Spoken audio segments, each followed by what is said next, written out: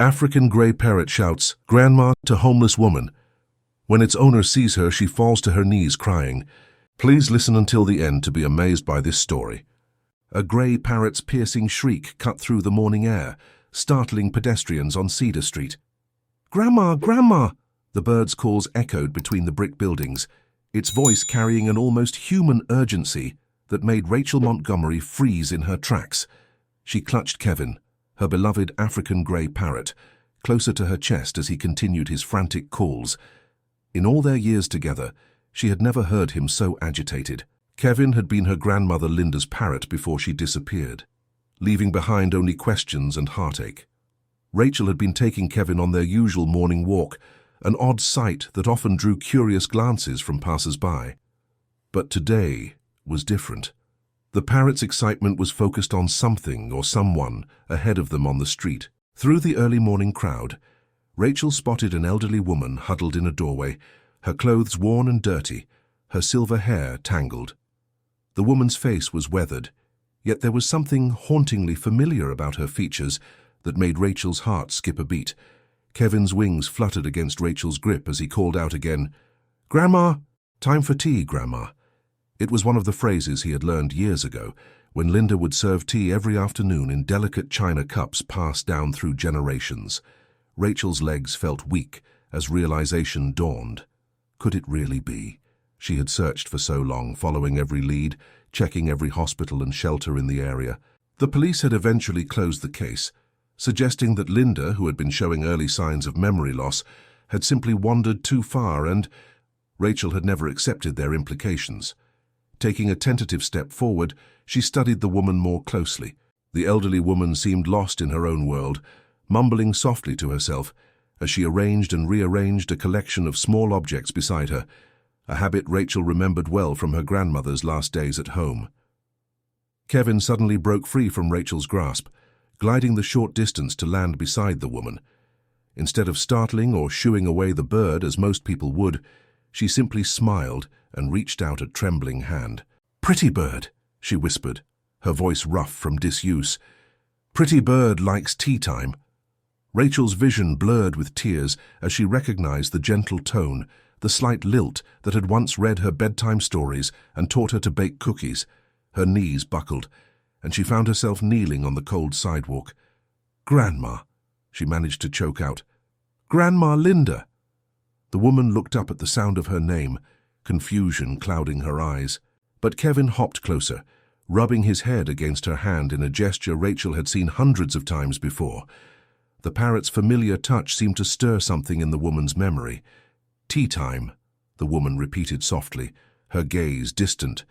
"The blue cups with golden edges. Must be careful with grandmother's cups."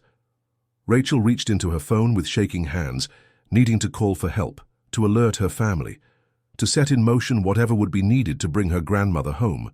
But first, she simply sat there on the sidewalk, tears streaming down her face as Kevin continued his gentle interaction with the woman she had feared she would never see again.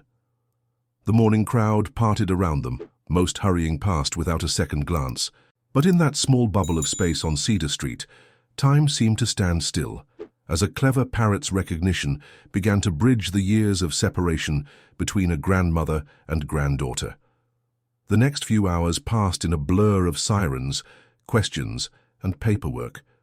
Rachel sat in the emergency room, watching through a glass partition as medical staff attended to her grandmother.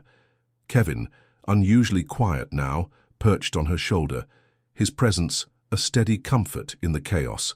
The doctor's initial assessment was devastating. Linda was severely malnourished and dehydrated. Her feet, wrapped in makeshift bandages, showed signs of prolonged exposure to the elements, but it was her mental state that concerned them most. She drifted in and out of lucidity, sometimes recognizing Rachel, other times retreating into confused silence. "Your grandmother's Alzheimer's has progressed significantly," the lead doctor explained gently. "Citing the time on the streets, the lack of proper care and medication, it's accelerated the condition." He paused, glancing at his charts. "But there's something remarkable here. Despite the cognitive decline, she shows moments of extraordinary clarity when the bird is present. Kevin, as if understanding he was being discussed, ruffled his feathers and softly muttered, "Time for tea, Grandma." The familiar phrase seemed to cut through Linda's confusion. She turned her head toward the sound, a smile ghosting across her weathered face. Rachel's mother, Beth, arrived at the hospital in tears. She had been devastated by her mother's disappearance, carrying the weight of guilt for not recognizing the early signs of Linda's condition sooner. Now, seeing her mother in a hospital bed, so changed by her time on the streets, Beth could barely contain her emotions. "I should have watched her more closely," Beth whispered, clutching Rachel's hand. "That last day she just wanted to go to the grocery store, said she needed more tea." Her voice broke. "I thought she was fine for a short trip, when she didn't come back." Rachel squeezed her mother's hand. "Mom, stop. We all missed the signs. We all thought she was managing." She looked at Kevin, who had moved to perch on Linda's bedrail. "None of us could have known. But she's here now, and we're going to help her." The reality of Linda's situation began to sink in as they met with social workers and healthcare providers. Her time on the streets had left deep scars, both physical and psychological.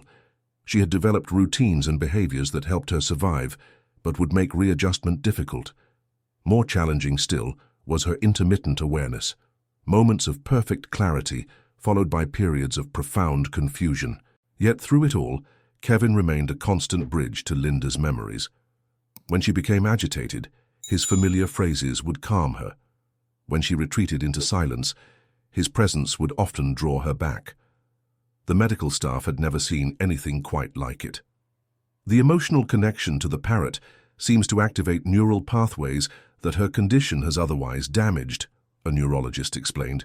"It's not a cure, but it's a valuable tool for reaching her." As days turned into weeks, they established new routines. Rachel took leave from her job to help with her grandmother's care. They moved Linda into Beth's home, converting the ground floor study into a bedroom. Kevin's cage was placed near her bed, though he spent most of his time free, watching over Linda like a feathered guardian. The challenges were immense. Linda would sometimes wake in the night, convinced she needed to return to her spot on Cedar Street. She had cached away small objects throughout the house, a survival habit from her time on the streets. Some days, she didn't recognize her own daughter, becoming distressed at the presence of strangers in what she believed was her temporary shelter. But there were also moments of joy that made everything worthwhile. One morning, as Rachel brought in breakfast, she found Linda sitting in her chair by the window, Kevin on her lap, both of them watching the sunrise. Linda was humming softly, an old lullaby she used to sing to Beth, one Rachel herself remembered from childhood. "I remember this song," Linda said clearly, her voice stronger than it had been in days. "I used to sing it to my little girl. And then to you, Rachel." She turned to look at her granddaughter, real recognition in her eyes. "You were always trying to match the tune on your toy piano." Rachel set down the breakfast tray, tears threatening to spill. These moments of clarity were precious, all the more so for their rarity. She sat beside her grandmother, letting the familiar melody wash over her. Kevin, sensing the importance of the moment, began to whistle along, adding his own interpretation of the lullaby. Linda laughed, a sound they hadn't heard since finding her, and gently stroked his feathers. "Clever bird," she murmured. "You always knew when it was time for music, didn't you? Just like you knew when it was time for tea." The recovery process was far from linear. There were setbacks, days when Linda's confusion seemed to deepen, when no amount of familiar routines could break through her disorientation. The doctors warned them that her Alzheimer's would continue to progress, that these moments of connection would likely become fewer and farther between. But they also saw small victories. Linda began to sleep through the night more often.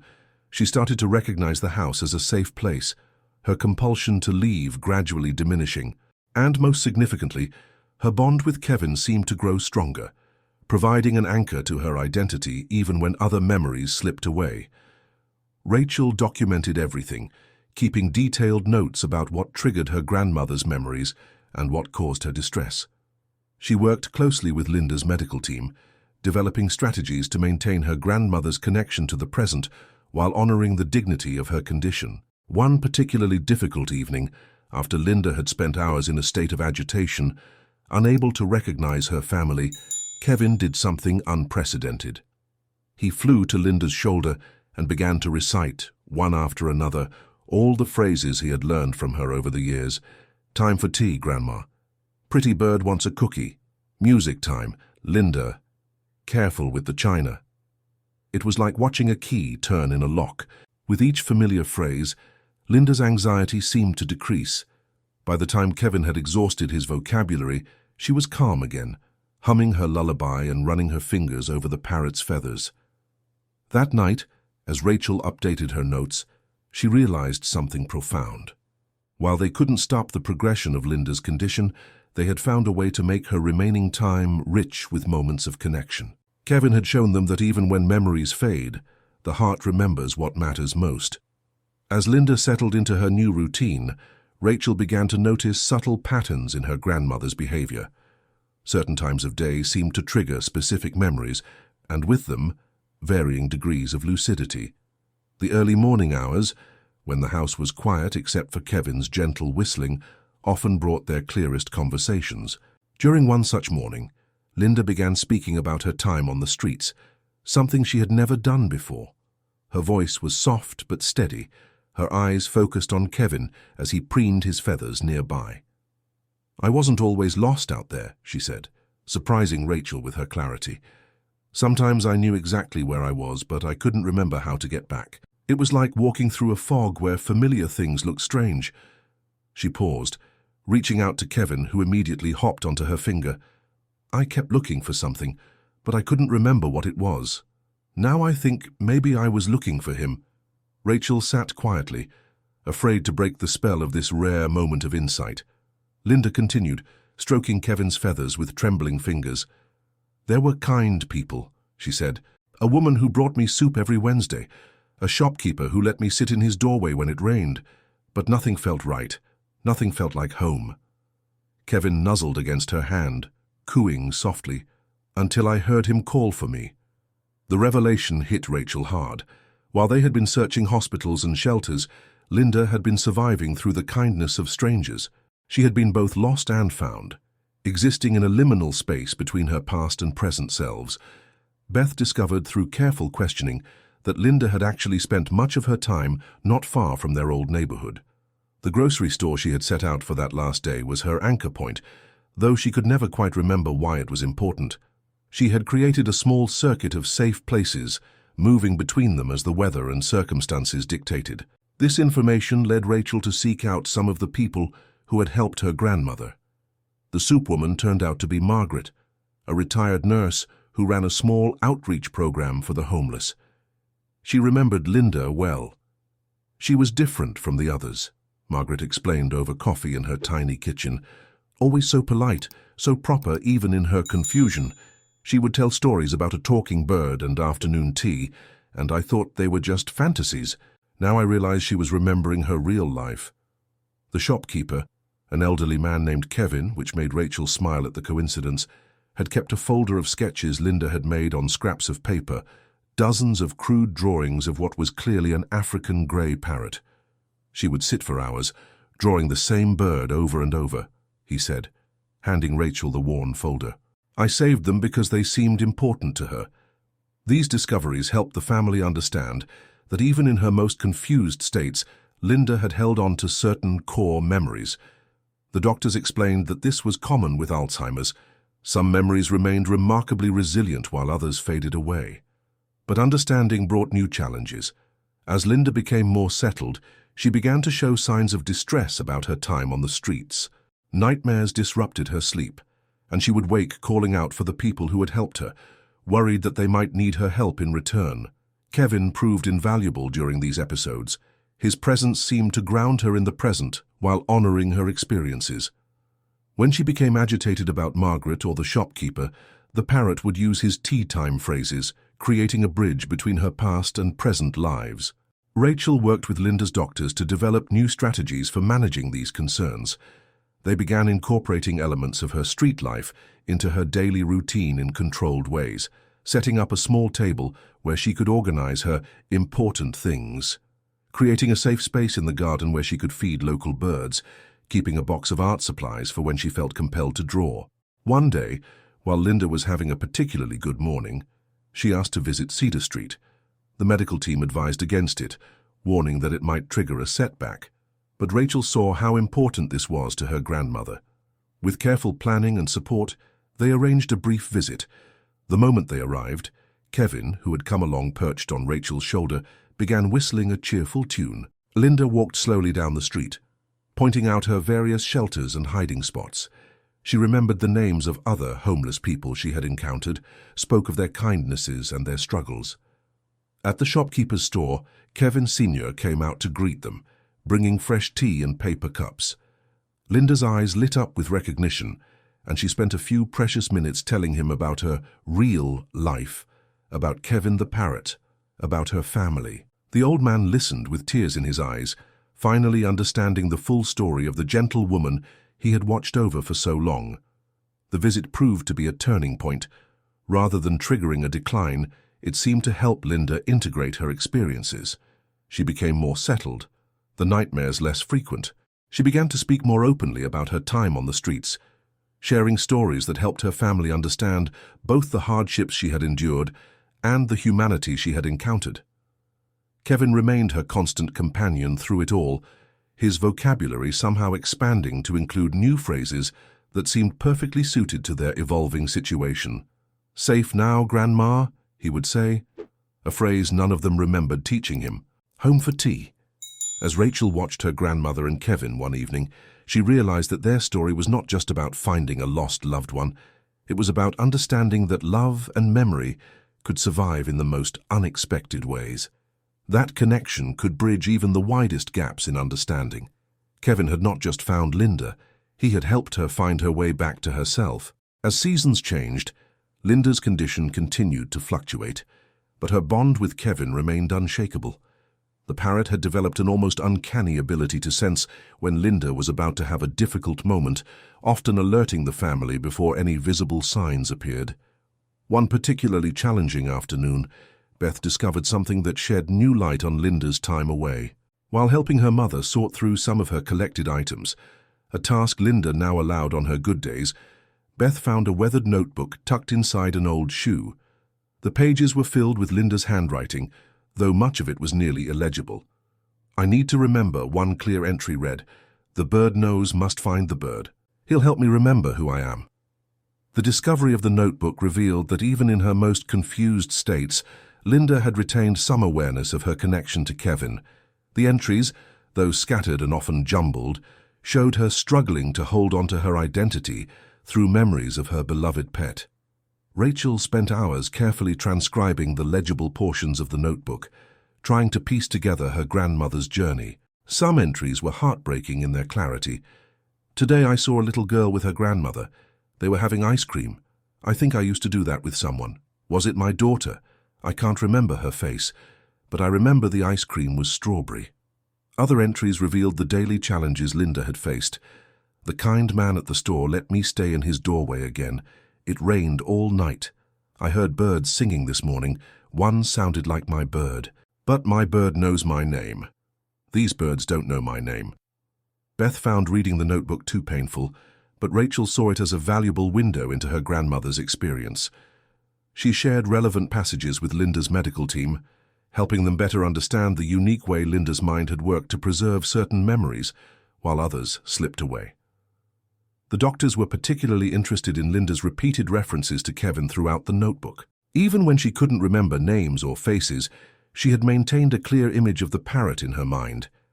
This selective memory preservation, they explained, was likely key to why Kevin had been able to reach her when they found her. As they learned more about Linda's experiences, the family began to adapt their approach to her care. They discovered that certain elements of her street life had become important coping mechanisms. The need to collect and organize small objects, which they had initially tried to discourage, was actually a way for Linda to maintain a sense of control and security. Kevin, ever adaptable, began incorporating these new understandings into his interactions with Linda. He would help her with her organizing, carefully picking up items with his beak and placing them where she indicated. When she became frustrated with her inability to arrange things to her satisfaction, He would mimic her gentle humming, calming her with the familiar sound. Rachel observed that the parrot seemed to be creating a bridge not just between Linda's past and present, but between her different ways of experiencing the world. When Linda was lucid, Kevin was her beloved pet and companion. When she was confused, he became a guide, helping her navigate her altered reality with his consistent presence and familiar phrases. The notebook also revealed something unexpected. Linda had developed a kind of wisdom during her time on the streets. Between the confused entries were surprising insights about kindness, humanity, and survival. She wrote about the community among the homeless, how they looked out for each other despite their own struggles. "The young man with the broken arm shared his sandwich with me today," one entry read.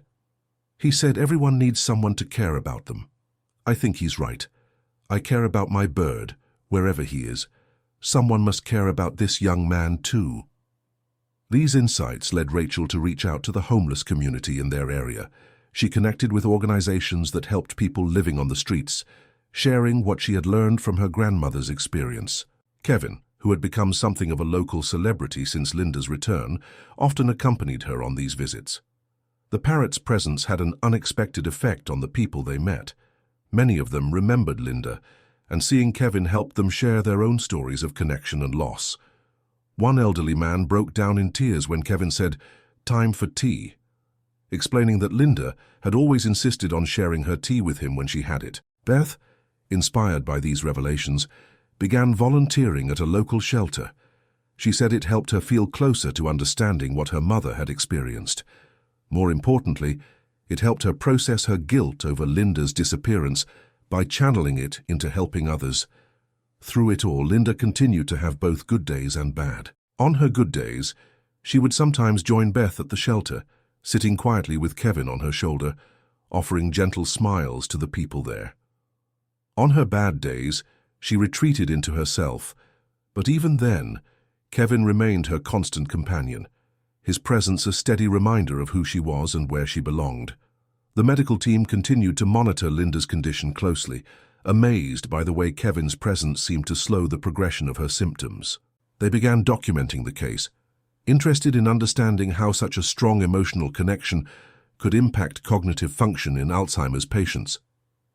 But for Rachel, the most profound impact wasn't medical, it was personal. Watching her grandmother and Kevin together, she saw how love could transcend the barriers of illness and time. Their connection wasn't just about memory or recognition, it was about something deeper, something that resided in the heart rather than the mind.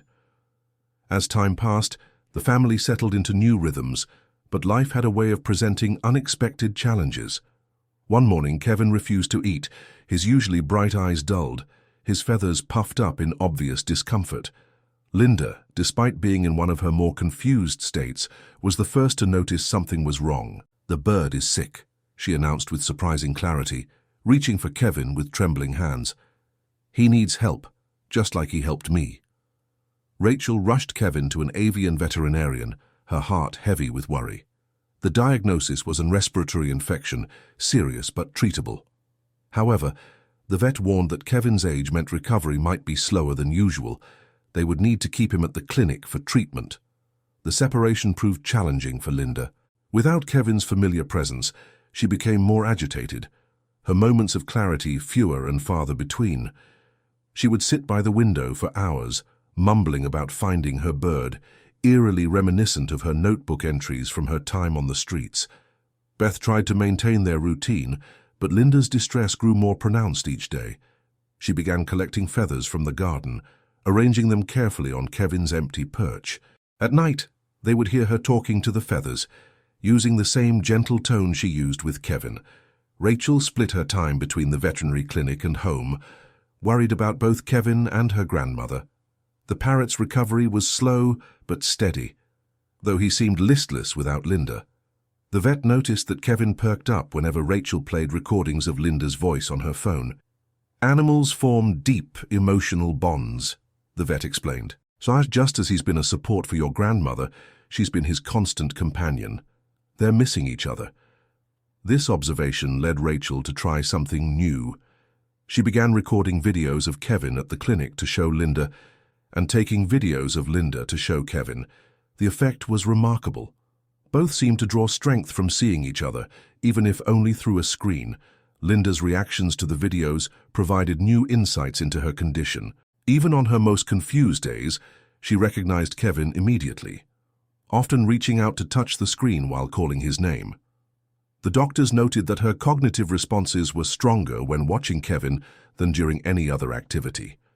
Meanwhile, at the clinic, Kevin began mimicking new phrases he heard from the staff, but always returned to his special phrases for Linda. The vet staff were amazed by his dedication to these specific words, noting how he would practice them even when tired from treatments.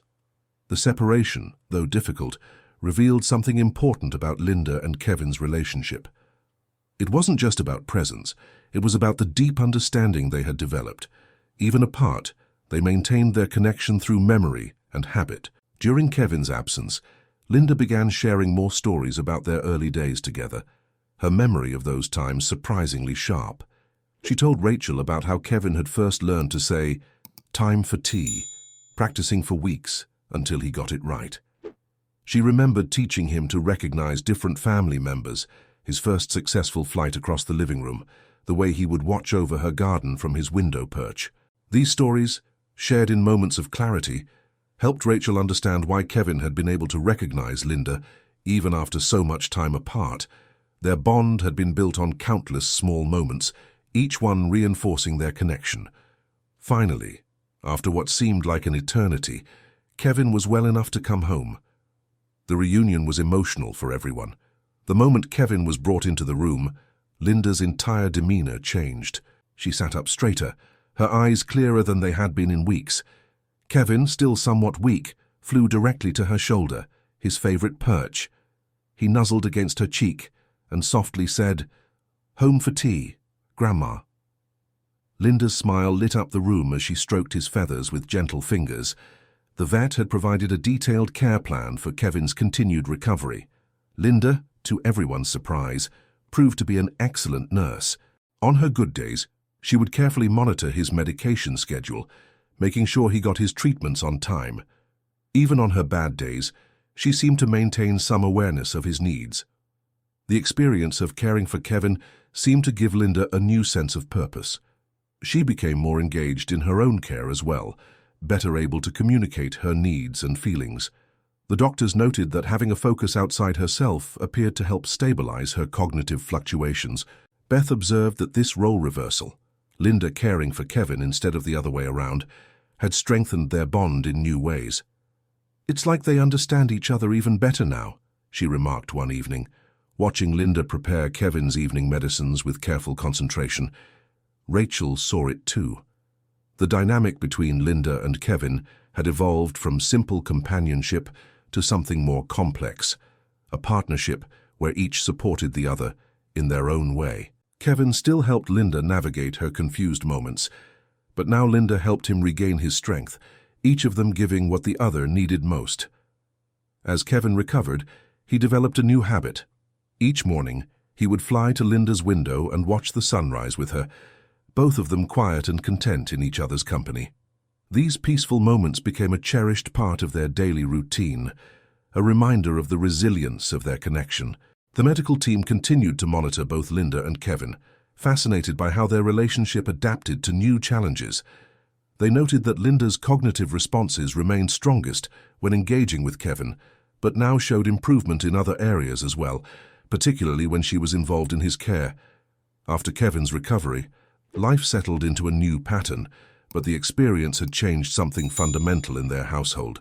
Linda's role in nursing Kevin back to health had awakened a part of her that seemed more resistant to the fog of her condition. Though she still had difficult days, there was a new strength to her presence. One morning, while Rachel was helping Linda with her morning routine, her grandmother suddenly gripped her hand with surprising strength. "I remember more than they think I do," Linda said, her voice clear and steady. "Sometimes I just can't find the words, but Kevin helps me find them." This revelation led Rachel to pay closer attention to the subtle ways Linda communicated, especially through her interactions with Kevin. She noticed that even on days when Linda struggled to speak with the family, she maintained a complex series of gestures and sounds with the parrot, that they would use to communicate. Beth, too, began to notice these patterns. "It's like they've developed their own language," she observed one afternoon, watching Linda and Kevin engage in what appeared to be a detailed conversation consisting of gentle murmurs, head tilts, and soft whistles. The family's understanding of Linda's condition shifted. What they had seen as good days and bad days began to look more like different ways of being present. On days when words were difficult, Linda found other ways to connect, through music, through touch, through her special communication with Kevin. Kevin seemed to understand this instinctively. He adapted his behavior to match Linda's state of mind, knowing when to be quiet and gentle, and when to be more animated and vocal. His vocabulary continued to evolve, but now included more subtle variations in tone and inflection that seemed perfectly tailored to Linda's needs. Margaret, the retired nurse who had helped Linda during her time on the streets, became a regular visitor. She brought new insights into Linda's experiences and helped the family understand how to better support her. "Sometimes," Margaret explained, "what looks like confusion to us is actually a different way of understanding the world." This perspective helped them approach Linda's care differently.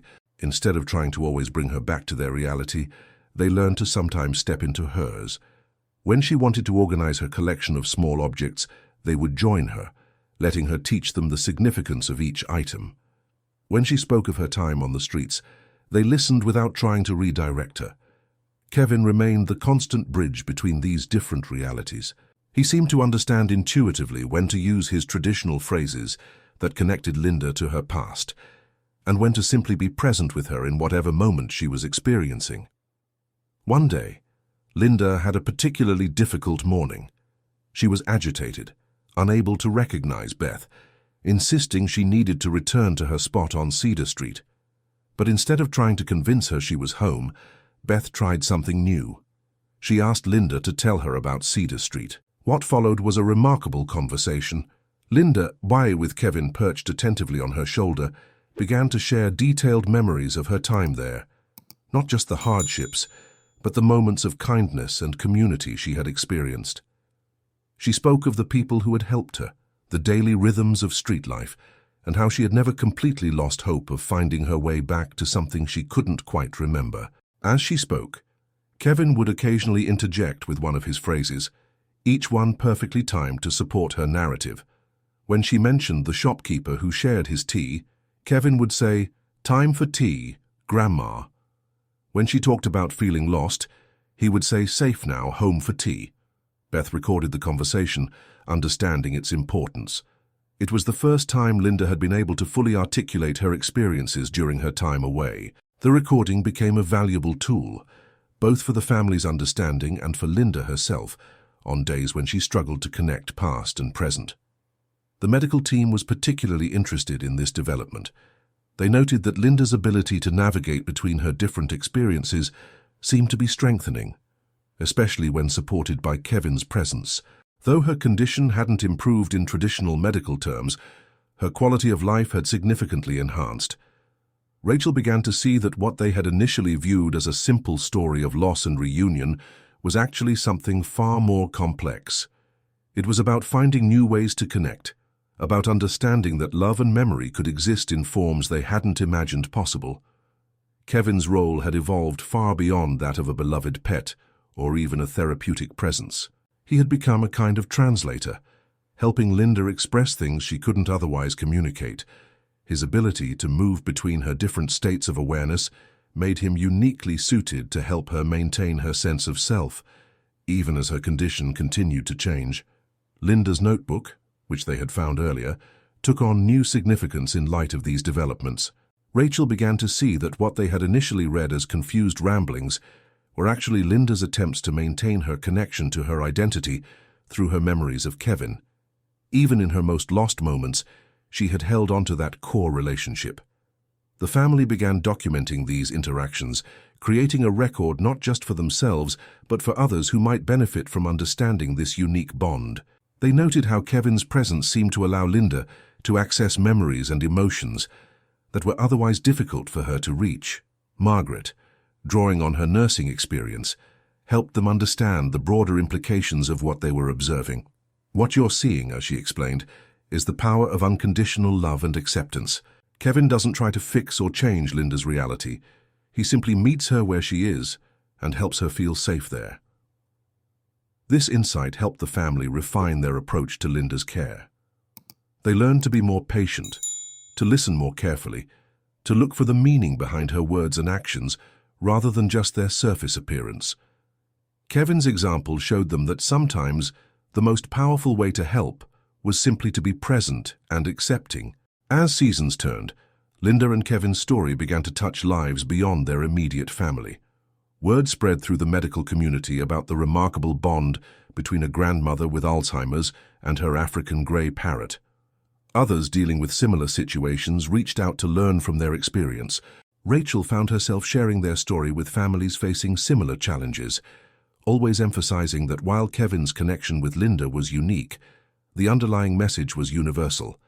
Love finds its own language. Even when traditional communication fails, Beth had transformed the garden into a peaceful sanctuary where Linda could spend time with Kevin outdoors. They added bird feeders and water features, creating a space that attracted other birds. Kevin would sometimes converse with his wild cousins, but never strayed far from Linda's side. One morning, while Linda was having tea in the garden with Kevin perched contentedly on her chair, she turned to Rachel with unusual clarity in her eyes. "You know," she said, "I used to think being lost was the worst thing that could happen to a person, but sometimes being lost leads you to exactly where you need to be." She gestured to Kevin, who was carefully selecting his favorite tea biscuit from the plate. "He found me when I was lost in more ways than one, and every day he helps me find my way back home." The simple truth of her words struck Rachel deeply. While Linda's condition hadn't been cured, couldn't be cured, she had found a way to live with it that maintained her dignity and connection to those she loved. Kevin was more than just a link to her past. He was her partner in navigating the present. Margaret, who had become like family, continued to visit regularly. She helped organize small gatherings in the garden where Linda could meet with others from the homeless community she had known. These meetings were always touching, with Kevin acting as a sort of master of ceremonies, greeting each visitor with his special phrases. The old shopkeeper, Kevin Sr., became a regular at these gatherings. He brought tea in paper cups, just as he had done for Linda on the streets. But now they could share it in the comfort and safety of the garden. He marveled at how the confused woman he had known had transformed into someone who, despite her ongoing struggles, had found her way back to herself. Linda's medical team continued to monitor her condition, documenting the unique ways Kevin helped her maintain cognitive connections. While they knew her Alzheimer's would continue to progress, they were amazed by how the relationship with Kevin helped her adapt to changes in her condition. On difficult days, when Linda struggled to recognize family members or became agitated about her surroundings, Kevin remained her constant. His familiar phrases and gentle presence could usually help her find her way back to calmer waters. The family learned to trust these moments, understanding that with Kevin's help, Linda would eventually return to them. Rachel noticed that her grandmother had developed new ways of expressing herself. Even when words failed her, she could communicate through gestures, sounds, and expressions that Kevin seemed to inherently understand. This special language between them became a source of comfort for the whole family, a reminder that connection transcends traditional boundaries. Beth, who had carried so much guilt about her mother's disappearance, finally found peace in seeing Linda's contentment. Sometimes, she confided to Rachel, "I watch Mom with Kevin and realize that while we can't change the past, we can create something beautiful in the present." As time passed, Linda's lucid moments became less frequent, but they gained a different kind of depth. When she was present, she seemed more accepting of her condition, more at peace with the fluctuations in her awareness. Kevin adapted to these changes with remarkable sensitivity, always finding ways to reach her, regardless of her state of mind. One afternoon, during a moment of particular clarity, Linda shared something profound with her family. "Every day," she said, stroking Kevin's feathers, "I wake up in a world that sometimes feels strange and confusing, but then I hear his voice, and I remember who I am. Not all of me, maybe, but the parts that matter most." Kevin, as if understanding the importance of the moment, gently said, Safe now, Grandma. Home for tea. Linda smiled, a smile that contained all the wisdom and acceptance she had gained through her journey. The family learned that love doesn't always need words, that connection can exist in many forms, and that sometimes the most profound understanding comes through the simplest gestures. Kevin had shown them that while memories might fade, the heart remembers what truly matters. Rachel continued to document their story, not just for their family, but for others who might find hope in it. She wrote about the parrot who had bridged the gap between lost and found, about the grandmother who had found her way back through an extraordinary bond, and about the family who had learned to see love and connection in new ways. Linda's condition would continue to change, but they faced each day with the knowledge that they had found something precious, a way to maintain connection and dignity even in the face of cognitive decline. Kevin remained their guide in this journey, his unwavering devotion showing them how to meet each moment with acceptance and love. As the sun set on another day in the garden, Linda sat in her favorite chair with Kevin on her shoulder, both of them watching the changing colors in the sky. The moment captured the essence of their story, not a miracle cure, but a miracle of different kind. The miracle of finding one's way home through the power of unconditional love. The evening air was filled with the gentle sound of Kevin's soft whistling, Linda's humming, and the distant calls of wild birds. It was a reminder that while their story was unique, its message was universal. Sometimes the purest form of love comes in the most unexpected packages, and the truest form of healing isn't about recovering what was lost, but discovering new ways to be found. Thank you for joining me on this journey into the world of captivating stories. I trust you found today's narrative as engaging as I did. If you enjoyed this exploration into fascinating and compelling narratives, kindly indicate your appreciation by liking this video. Are you watching on mobile? Show your appreciation with a double tap for hype. For more captivating stories and journeys into the heart of compelling storytelling, please subscribe to the channel and activate notifications so you don't miss a single upload. Your thoughts and interpretations are most welcome. Please share your perspectives on today's story in the comments below. And if you believe others would find this content engaging, please consider sharing the video with your network. Until our next journey into the world of captivating tales, I bid you farewell.